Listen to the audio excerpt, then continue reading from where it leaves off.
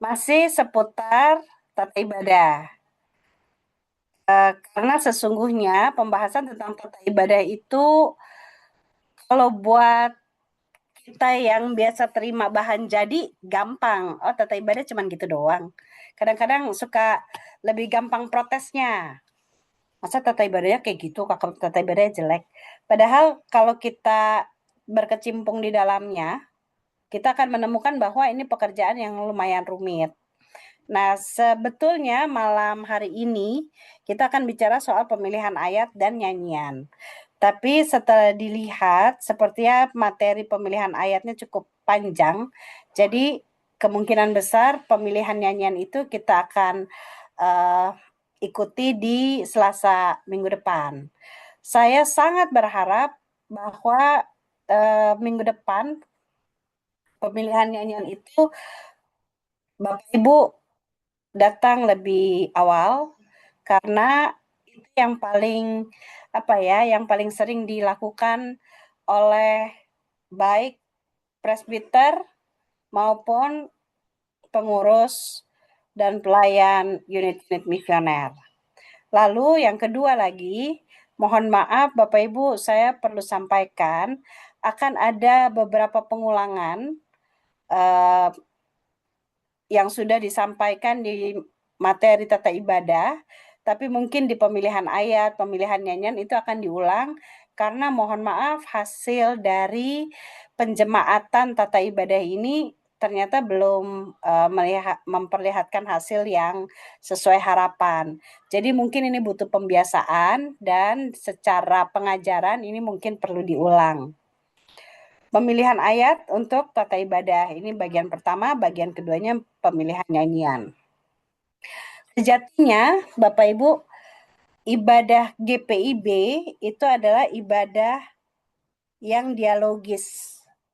Ibadah itu adalah dialog antara Allah dengan jemaat.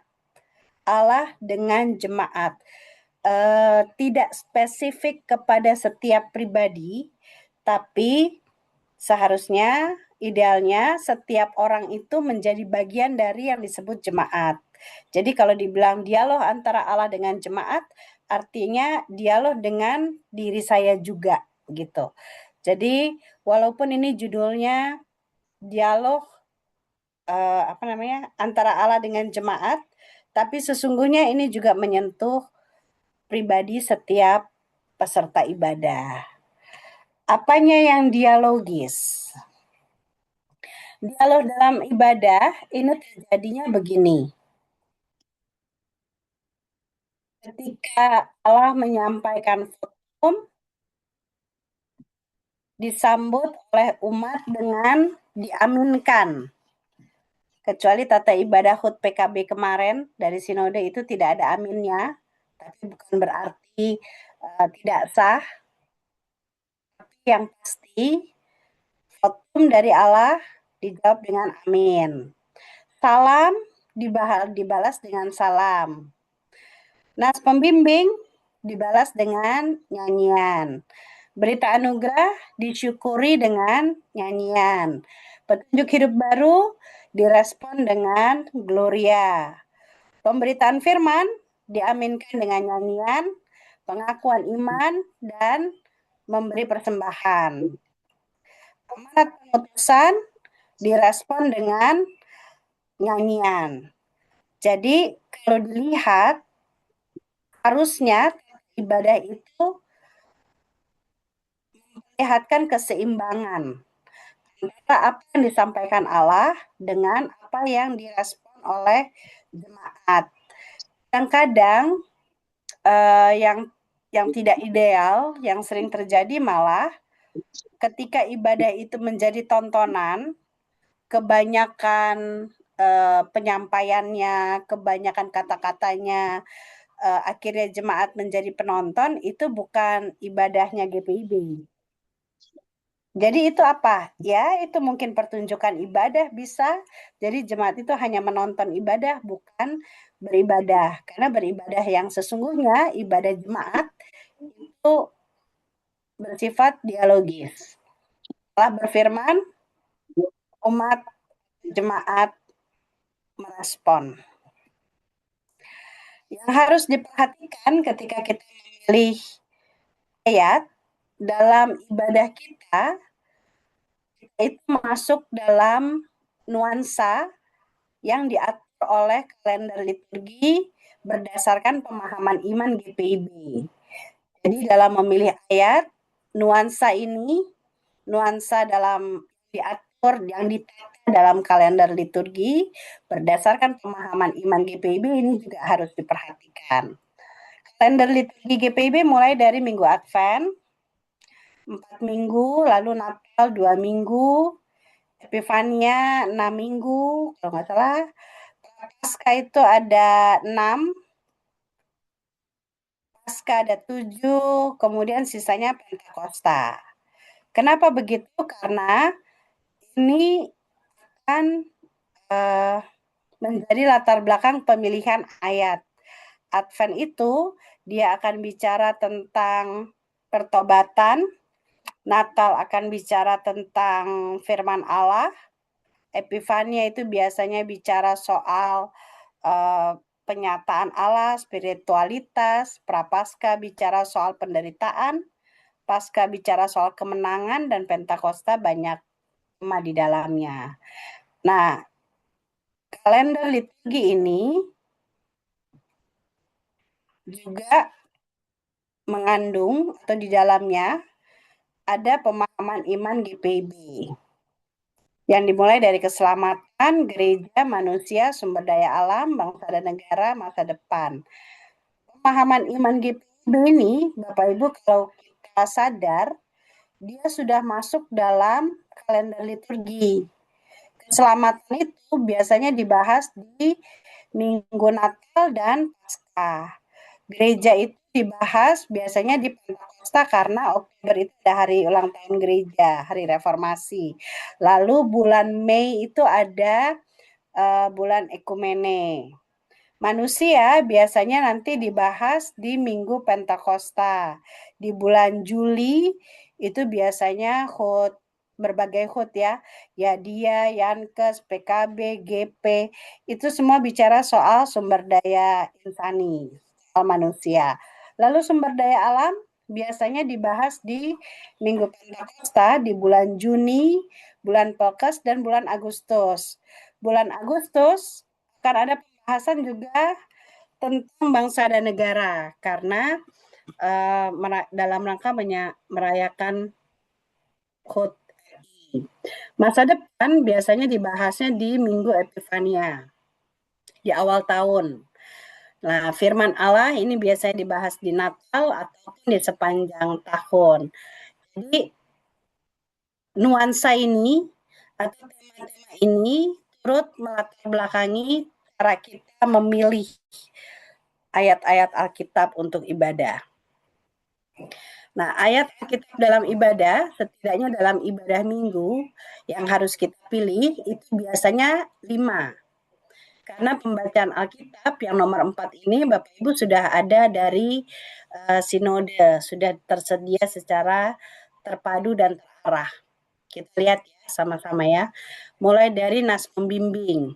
Nas pembimbing itu semacam pendahuluan dari tema ibadah.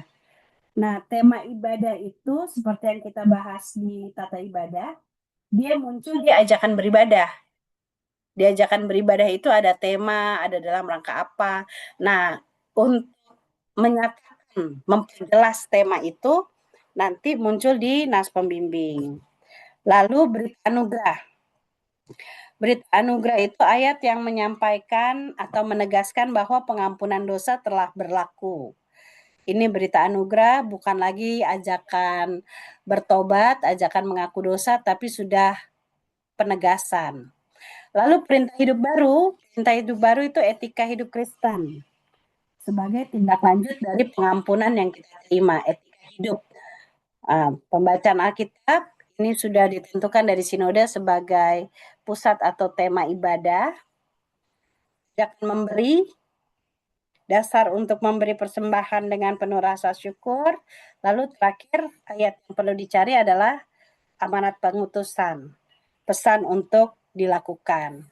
Jadi biasanya dalam ibadah kita akan mencari 5 ayat Alkitab. Karena pembacaan Alkitab sudah ada di Sabda Bina Umat atau di Sabda Guna Dharma, Sabda Guna Krida. Kita lihat lagi berikut. Sebelum kita memilih ayat, baca dan pahami dulu ayat pembacaan Alkitab dan tema ibadah.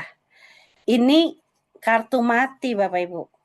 Langkah ini tidak bisa digeser dengan apapun ya. Mungkin langkah pertamanya kita berdoa, itu udah pasti.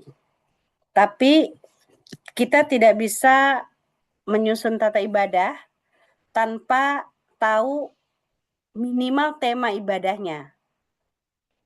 Baru nanti pembacaan Alkitab diambil dari mana, sisanya baru bisa disusun. Jadi kalau misalnya kadang-kadang ada permintaan gini, tolong dong bikinin ibadah syukur. Temanya ibadah syukur. Begitu ditanya, ibadah syukurnya dalam rangka apa? Ya syukur aja. Itu PR banget tuh. Kalau syukur aja tuh ayat temanya bisa bertebaran dari awal sampai akhir Alkitab. Karena itu tema syukurnya sebetulnya mesti jelas. Pertambahan usia kah? Kelahiran anak kah, kelahiran cucu kah, pindah rumah kah, lulus kah, dan seterusnya. Karena itu menentukan ayat bacaan Alkitab, dan ayat bacaan Alkitab itu yang menentukan ayat-ayat yang lain. Jadi skemanya tuh seperti ini Bapak Ibu. Dari pembacaan Alkitab, baru dapat nas pembimbing, baru dapat berita anugerah, perintah hidup baru, ajakan memberi, dan amanat pengutusan.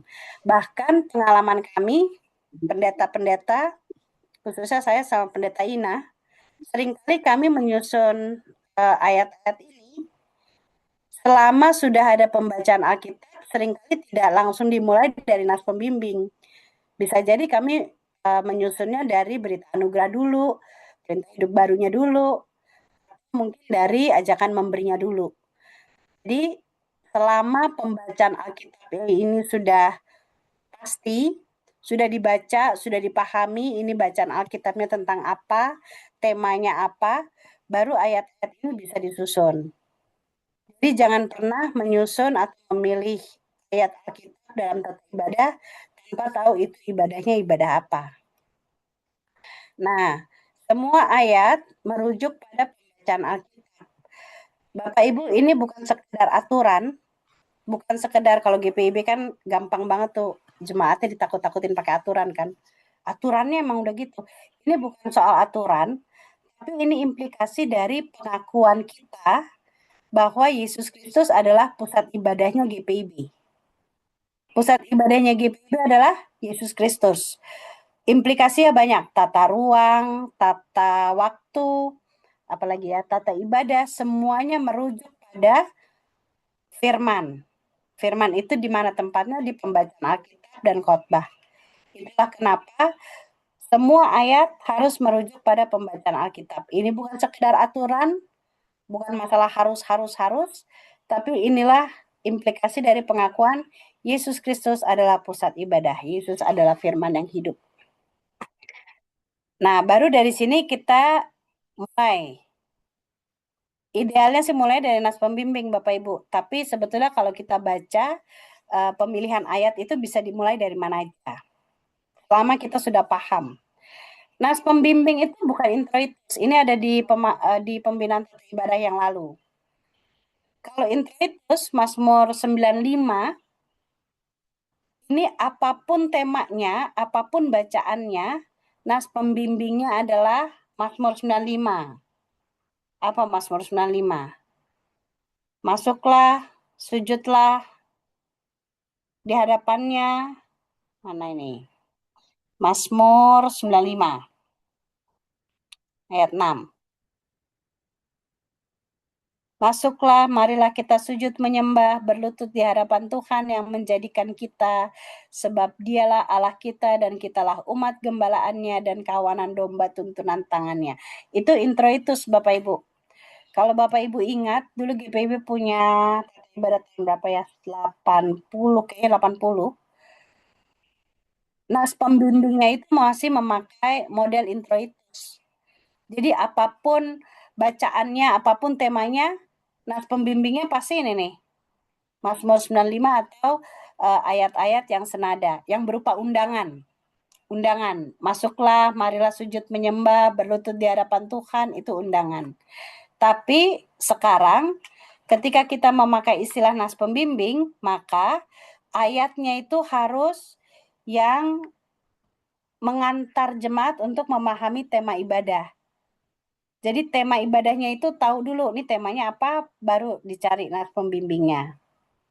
Bersifat undangan, ini sifat sama seperti introitus, pernyataan iman, tapi bedanya dengan introitus adalah nas pembimbing itu menggambarkan tema.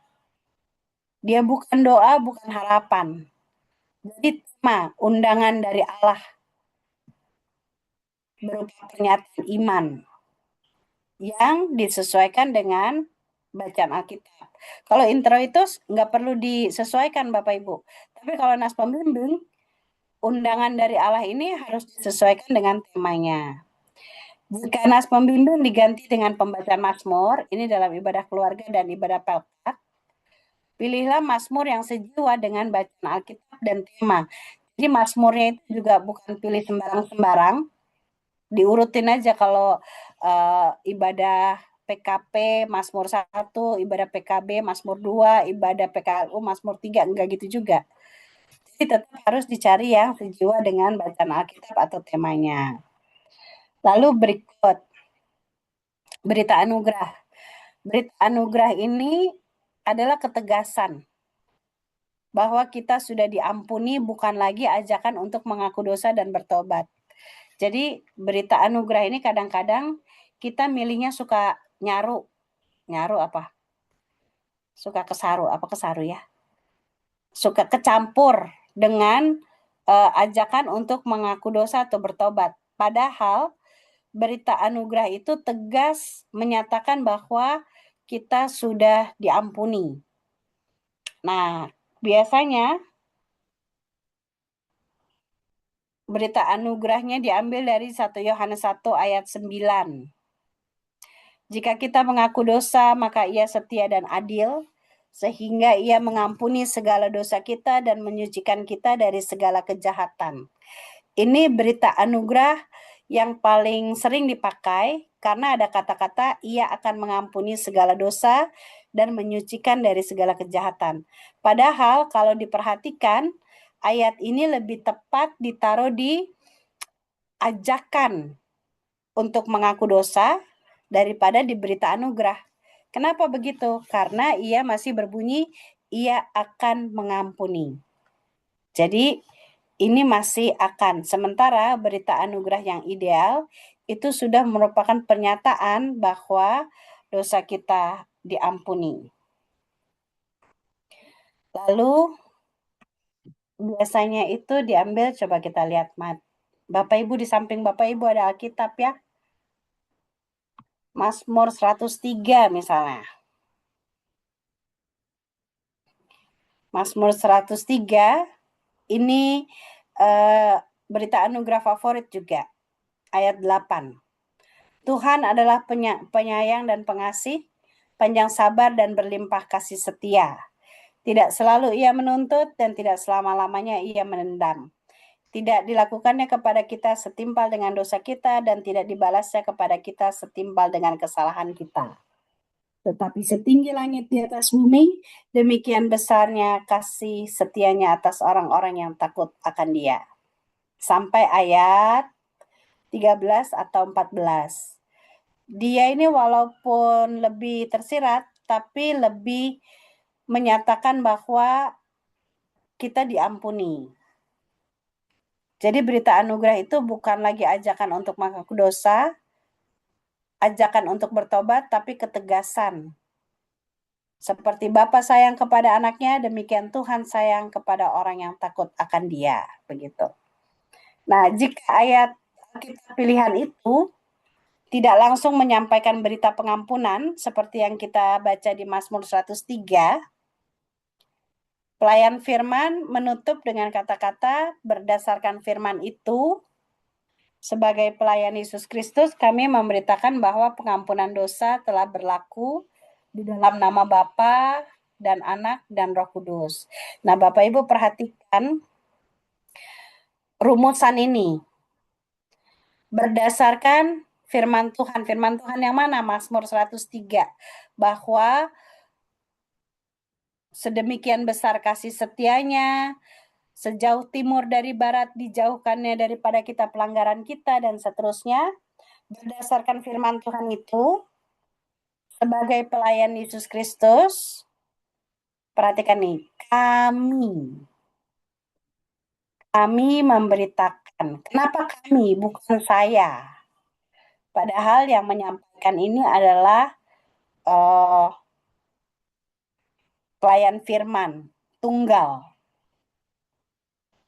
Tapi rumusannya itu harus kami sebagai pelayan Yesus Kristus. Bapak Ibu kalau ingat di materi pembinaan tentang tata ibadah, rumusan ini diambil dari tulisan Paulus ketika dia berkata bahwa para rasul mereka adalah pelayan pendamaian. Kepada mereka Yesus mempercayakan berita pendamaian itu. Nah, dari situlah gereja melihat bahwa wibawa rasuli yang ada pada gereja untuk memberitakan pengampunan dosa itu tidak pernah diperuntukkan kepada satu orang. Tidak pernah diperuntukkan kepada kepada personal. Tapi dia dipercayakan kepada gereja sebagai apa istilahnya? Bukan cuma institusi ya. Sebagai Rasul Kristus untuk memberitakan pengampunan dosa. Jadi ini tidak dipercayakan kepada satu orang, tapi gereja sebagai pemegang mandat rasuli yang harus menyampaikan berita pengampunan dosa itu. Pengampunan dosa berlaku dalam nama Bapa Tritunggal, Allah Tritunggal, karena karya keselamatan itu seyogyanya adalah karya Allah Tritunggal. Ini jadi rumusan ini tuh makna teologisnya dalam sekali. Walaupun kita mungkin sudah hafal dan akhirnya jadi membosankan, udah tahu nih pendetanya akan ngomong gini. Tapi sesungguhnya ini rumusan yang penting. Nah, jemaat menyambut berita anugerah itu dengan mengucapkan syukur kepada Allah. Syukur kepada Allahnya itu diambil dari 1 Korintus 15 dan amin. Nah, ini pertanyaannya waktu itu kan, apakah pengakuan dosa itu adalah doa? Dia sesungguhnya adalah pengakuan, sehingga yang diaminkan adalah berita anugerahnya itu. Bukan pengakuan dosanya, tapi berita anugerah itu yang diaminkan. Nah, sebetulnya ada catatan lagi Bapak Ibu, kalau berita anugerahnya itu sudah mengutip dari kata-kata Tuhan Yesus. Tuhan Yesus berkata dalam mana ya? Dalam Injil, dosamu sudah diampuni, maka rumusan ini tidak perlu lagi diucapkan. Kalau pemilihan ayatnya sudah diambil dari perkataan Yesus secara langsung, misalnya di mana ini? Di Injil. Dosamu sudah diampuni, pergilah dan jangan berbuat dosa lagi. Kalau berita anugerahnya diambil dari perkataan Yesus seperti itu, yang langsung, Yohanes 8 ayat 11, rumusan ini tidak perlu berdasarkan firman Tuhan itu, ini akan jadi pemborosan. Jadi catatannya itu, jadi kita ketika memilih ayat dalam tata ibadah, kita benar-benar harus konsentrasi terhadap konteks dari ayat itu. Perintah hidup baru ini ciri khas Calvin Bapak Ibu. Calvin itu mencantumkan bahwa setelah jemaat diampuni, mereka harus dituntun oleh hidup baru yang diambil dari Alkitab. Artinya, hidup baru ini, perintah hidup baru cuman diambil dari 2 pilihan. 10 hukum Taurat atau hukum kasih. Tapi pada kemudian hari, perintah hidup baru itu adalah nasihat praktis yang dapat segera dilakukan, bukan lagi berupa penjelasan. Jadi bukan lagi yang menjelaskan tentang Kristus begini dan begitu, tapi langsung harus ngapain. Setelah kita diampuni, harus ngapain. Ini nasihat praktis. Nah, masalahnya Bapak Ibu, kalau Bapak Ibu perhatikan di ini, Bapak Ibu yang suka susun nyanyian, di Gita Bakti, di buku Gita Bakti itu ada rubrik baru yang mohon maaf ya, sebetulnya menyesatkan. Kalau Bapak Ibu perhatikan di Gita Bakti itu ada rubrik perintah hidup baru yang isinya nyanyian yang berisi ini nasihat praktis. Seperti apa ya contohnya? Saya lupa lah. Tapi itu ada. Nah, masalahnya jika perintah hidup baru itu dinyanyikan, maka secara teknis akan nggak cocok dengan nyanyian kemuliaan. Bisa bayangkan nggak? Kalau kita habis nyanyi apa ya? Perubahan besar, perubahan ajaib terjadi padaku setelah kasih Yesus masuk di hatiku. Setelah kita nyanyi itu, lalu kita tutup dengan nyanyian kemuliaan. Nah, itu nggak cocok. Kalau gitu, nyanyian kemuliaannya nggak usah ini. Oh itu ya, Kristian ya, Tuhan Yesus sungguh sayang padaku. Itu masuk perintah hidup baru. Nah, yang dalam tanda kutip menyesatkan ya. Aslinya, dan itu masih dipegang sampai sekarang, perintah hidup baru itu harus ditutup dengan nyanyian kemuliaan. Ini juga ciri khas Calvin, Bapak Ibu. Kenapa begitu? Karena ketika kita mampu melakukan perintah hidup baru, maka semuanya itu adalah untuk kemuliaan Tuhan. Makanya rumusannya adalah Roh Kudus menolong kita mewujudkan kemuliaan Allah dalam hidup dan kesaksian kita di dunia. Jadi nyanyian yang di bawah rubrik perintah hidup baru itu tidak bisa menggantikan nyanyian kemuliaan ini, Bapak Ibu. Ngerti nggak ya? Semoga kalau misalnya kurang jelas nanti di diskusi bisa disampaikan ya. Jadi kalau misalnya nih Kak Christian sudah kasih contoh apa Yesus sayang padaku. Tuhan Yesus sayang. Bukan berarti kalau itu sudah dinyanyikan, maka nyanyian kemuliaan nggak perlu lagi dinyanyikan. Ini nggak teologis. Karena nyanyian kemuliaan berbeda dengan nyanyian perintah hidup baru. Dan nyanyian kemuliaan ini harus menjadi penutup dari perintah hidup baru. Jadi yang di mana ya? Di Gita Bakti itu judul rubriknya nggak usah dimasukin hati Bapak Ibu. Dia hanya menginspirasi tapi sesungguhnya tidak begitu. Akan memberi. Nah, setelah khotbah, ayat yang mengungkapkan kelegaan untuk dijadikan alasan bersyukur. Bisa berupa kelanjutan dari bacaan yang mengandung alasan kenapa kita harus bersyukur. Bisa juga diawali dengan pengantar, dengan kata-kata, tapi tetap harus ada dasar Alkitabnya. Jadi, ajakan memberi ini tidak bisa hanya puisi kita, apa ya, kata-kata yang kita susun dengan indahnya, tapi nggak ada Alkitabnya.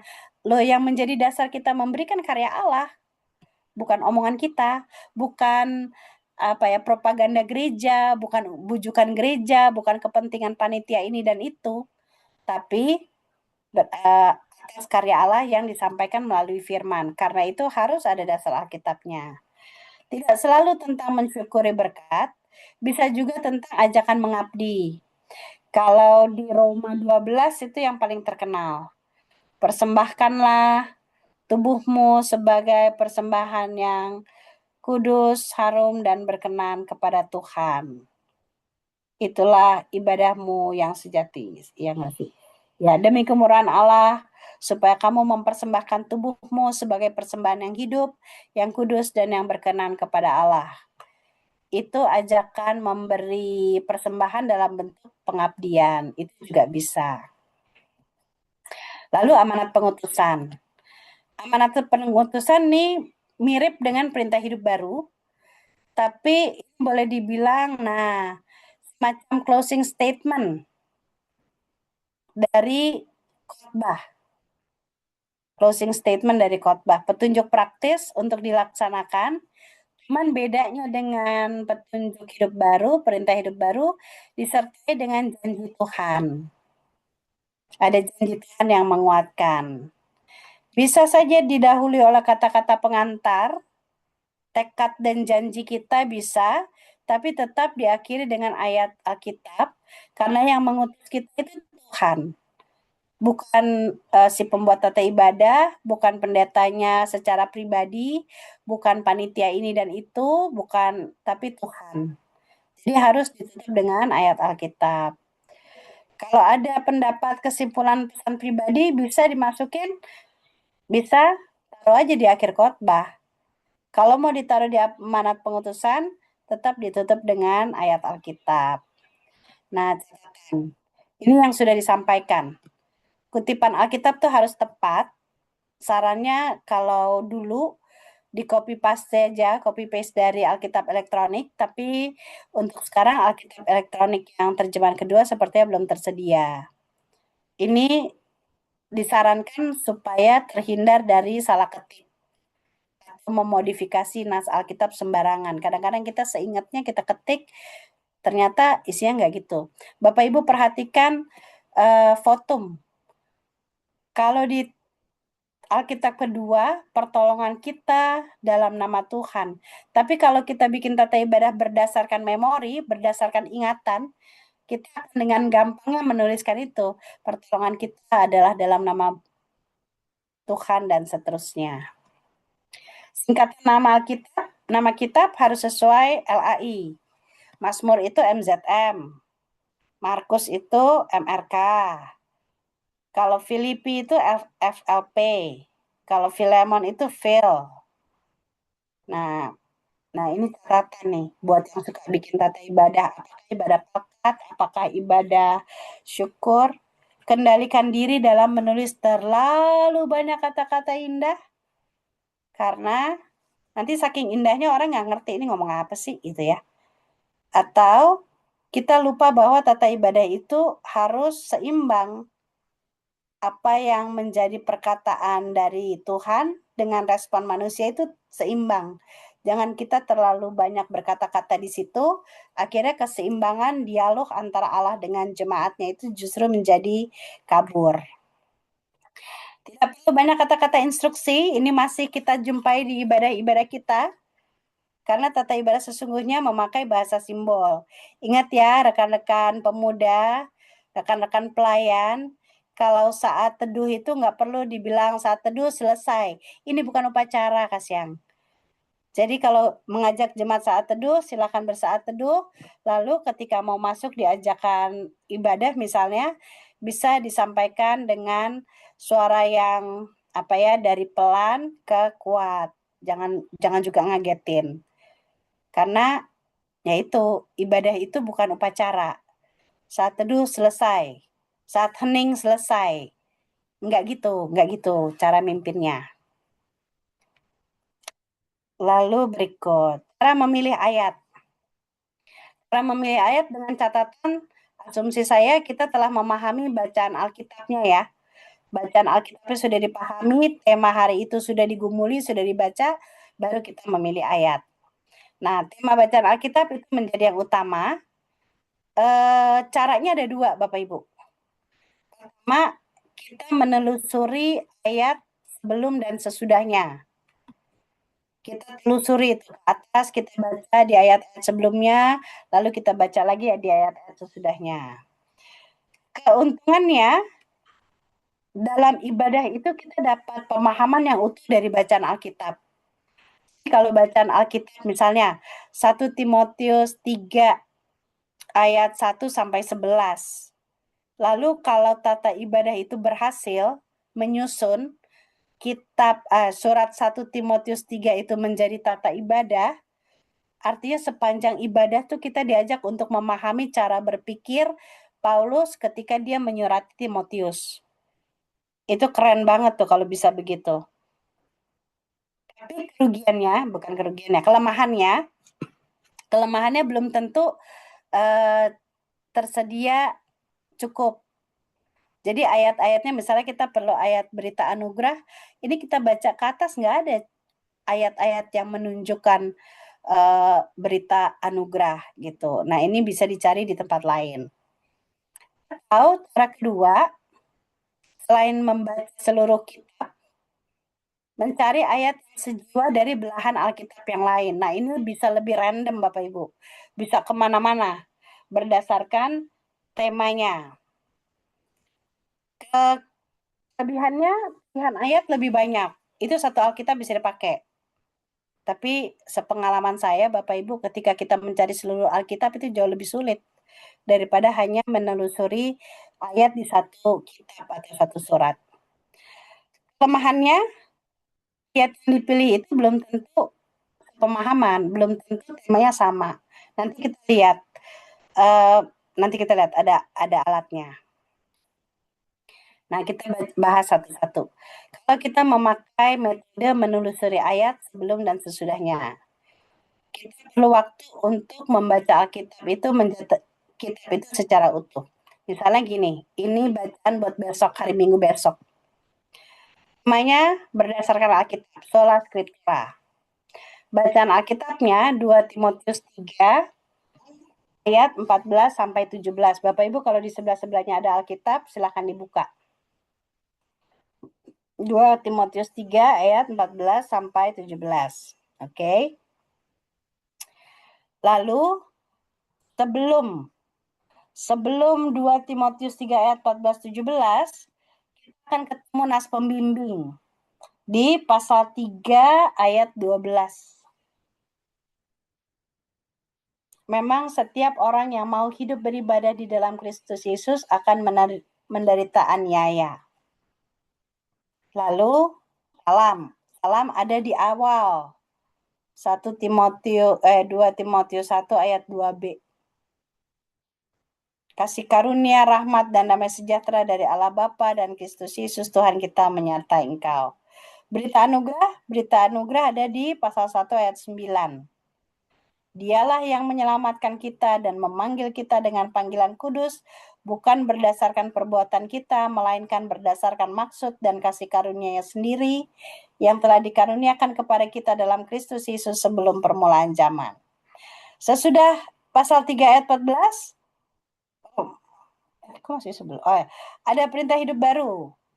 Perintah hidup barunya diambil dari pasal 2 ayat 22 sampai 26. Nah, ini petunjuk praktis. Jauhilah nafsu orang muda, kejarlah keadilan, kesetiaan, kasih, dan damai bersama-sama, dan seterusnya. Setelah pasal 3 ayat 14, kita ketemu ajakan memberi. Ajakan memberi ada di pasal 3 ayat 18. Apa dibilang? Kok ayat 18 sih? 2 Timotius 3 ayat, aku salah kayaknya.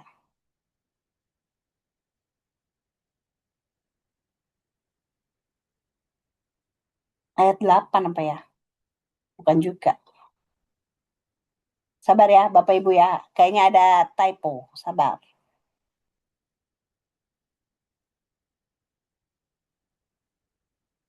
Ada di ayat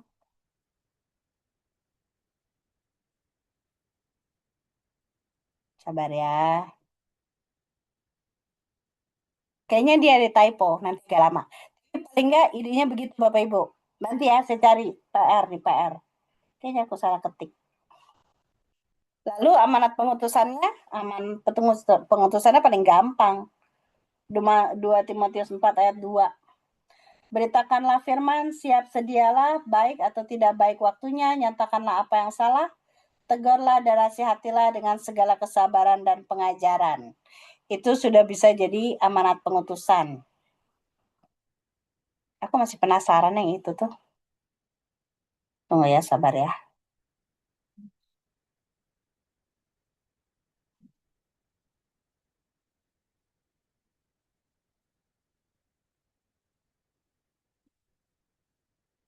Ya, ini yang saya maksud dengan membaca satu kitab secara utuh. Tapi ini PR ya, Bapak Ibu ya, maaf ya, ajakan memberinya nih kayaknya saya salah ketik. Ini yang dimaksud membaca kitab secara utuh. Dari sini dapatlah ayat sebelum dan setelahnya. Lalu kita lanjut. Ada yang satu lagi, memilih ayat dari belahan Alkitab yang lain. Pahami konteks ayat yang dipilih supaya tidak bertentangan dengan tema. Temanya sama, sekolah skriptura, bacaan Alkitab 2 Timotius 3 ayat 14 sampai 17. Sebelumnya bisa diambil dari Roma 15 ayat 4. Apa Roma 15 ayat 4 itu? Roma 15 ayat 4. Sebab segala sesuatu yang ditulis dahulu telah ditulis untuk menjadi pelajaran bagi kita, supaya kita teguh berpegang pada pengharapan oleh ketekunan dan penghiburan dari kitab suci. Lalu salam, salam bisa dari 2 Timotius 4. Berita anugerah diambil dari Yohanes 7 ayat 38. Yohanes 7 ayat 38. Barang siapa percaya kepadaku, seperti yang dikatakan oleh kitab suci, dari dalam hatinya akan mengalir aliran-aliran air hidup. Perintah hidup baru. Setelahnya, ajakan memberi dari Mazmur 119. Anak pengutusan, balik ke yang tadi. 2 Timotius 4 ayat 2. Nah, ini kalau memilih ayatnya dari berbagai belahan Alkitab. Lebih banyak pilihan, lebih random. Tapi harus dipahami ini konteks ayatnya sama nggak dengan tema ibadah kita. Nah, ini yang saya bilang. Alat bantunya Bapak Ibu, kalau mau cari pakai konkordansi namanya. Kalau yang tadi itu mencari dari segala belahan Alkitab, kita perlu alat bantu ini. Konkordansi itu dulu ada dalam bentuk buku. Jadi dalamnya isinya begini nih. Misalnya Bapak Ibu mencari ayat berdasarkan kata kunci. Kata kunci di sini kelihatannya apa nih? Yang kelihatan Abisal. Abisal itu ada di 1 Samuel 26, ada di 2 Samuel 2, ada di 2 Samuel 16. Ini isinya konkordansi. Bentuk online juga bisa Bapak Ibu. Yang online ini yang di sebelah kanan, ini Alkitab online. Dia ada alat pencarinya. Cari teks dalam Alkitab terjemahan. Kata kuncinya kitab suci. Keluar deh tuh. Yohanes 5, Wahyu 20, Lukas 24, Yeskiel 47 dan seterusnya. Nyari di Google juga bisa. Kalau kita ingat ayatnya, lupa kita ingat kalimatnya, lupa ayatnya, tinggal ketik di Google nanti dia keluar tuh. Beritakanlah firman baik atau tidak baik waktunya, Mbah Google itu akan memperlihatkan ada di 2 Timotius 4. Nah, ini yang dibilang pakai alat bantu yang namanya konkordansi Alkitab. Tapi ini catatannya nih. Jika memakai alat bantu mencari ayat, pakai konkordasi, apakah itu dalam bentuk buku, apakah itu dalam bentuk elektronik, tidak semua ayat yang ditampilkan sesuai dengan tema ibadah. Misalnya gini, tema ibadahnya Tuhan Gembalaku. Ketik di sini nih, kata kuncinya gembala. Di Yehezkiel 34, gembalanya itu adalah gembala yang jahat. Lalu di Lukas 2 misalnya, gembala yang dimaksud adalah gembala-gembala yang datang ke kandang waktu Yesus lahir. Lalu yang mana Tuhan adalah gembalaku? Yang ada di Yohanes 10. Akulah gembala yang baik memberikan nyawanya bagi domba-dombanya. Di Efesus 4, Ini tentang jabatan gereja. Jadi kalau kita mau pakai konkordasi, kita tetap harus memperhatikan ini ayat ini konteksnya apa, supaya dia eh, tidak mengacaukan, bukan hanya tidak cocok, supaya tidak mengacaukan tata ibadah. Nah, kenapa harus sama? Ini buat anak GP ini kayaknya mestinya lebih gampang. Ibadah itu ibarat eh, nggak ibarat menyelenggarakan pesta Valentine. Maksudnya apa ini? Ibarat menyelenggarakan pesta Valentine, kita maunya semuanya satu tema, kan gitu.